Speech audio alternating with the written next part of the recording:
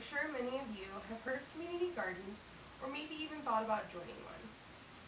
But have you ever stopped to wonder about the benefits they provide to their communities? I truly believe community gardens can be a source of endless positive impacts on their surroundings. My goal today is to persuade members of my audience why community gardens are beneficial in urban settings. As an AmeriCorps NCCC member, I had the opportunity to volunteer in more than one community garden in Memphis, Tennessee.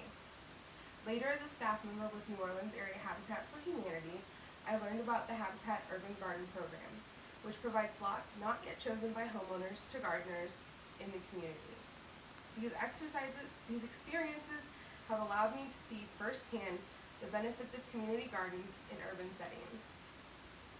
I believe that community gardens positively impact urban communities in a multitude of ways, including improved nutrition, lower crime rates, and education opportunities.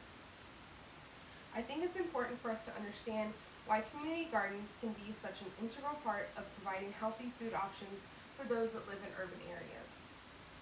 You may think that living in a big city would give everyone access to healthy foods. Even I drive to New Orleans to shop at Whole Foods or at Trader Joe's, but in poverty-stricken areas of the city, not everyone has access to transportation, which limits their access to these healthier options. Some areas may even be considered food deserts.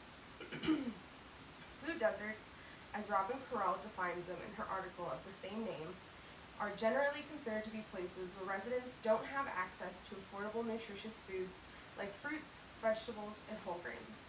Instead of grocery stores or farmers markets, these areas often have convenience stores and gas stations with limited shelf space available for the healthy options. However, areas with community gardens can provide families access to nutritious foods they wouldn't be able to access otherwise, and they can do it by walking or even riding a bike. There's no car needed.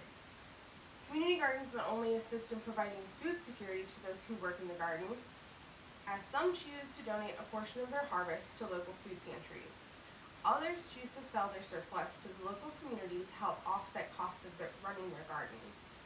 Whether you participate in a community garden or support them through buying their fruits and vegetables, you are helping the whole community.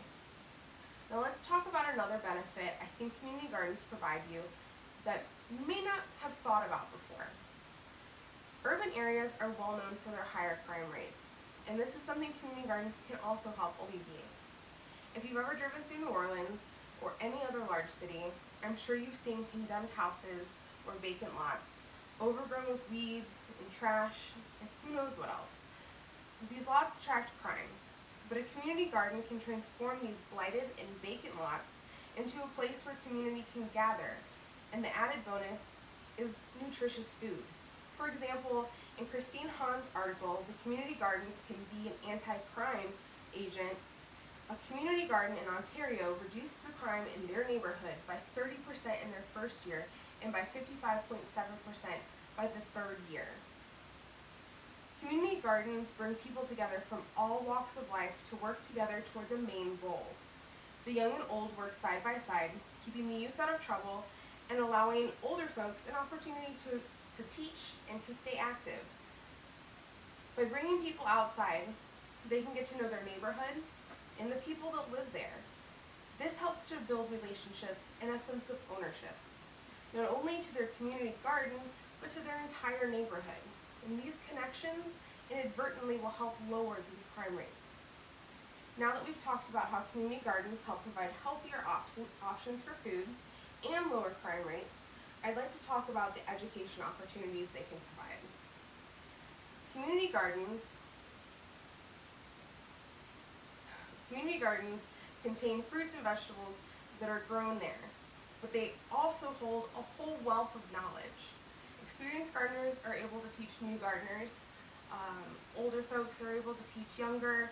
It's just a great way for everybody to get together. And in an article from Electronic Green Journal, Andrew Flax explains, community gardens foster personal and communal growth by providing a framework within which a community can participate in a shared experience, interact in an atypical environment, and contribute to a body of shared knowledge.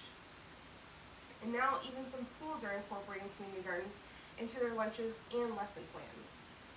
Gardens serve as wonderful outdoor classrooms where children can learn about where their food comes from, perform science experiments, and so much more. Some of the food grown in these gardens is even used in the cafeteria, and their kids can really see how the fruits of their labors benefit their friends and are able to enjoy it. In an article on NPR.org, Paige Flecker shares that Denver Urban Gardens has found that 73% of the students who work in the gardens reported increasing their actual consumption of the produce.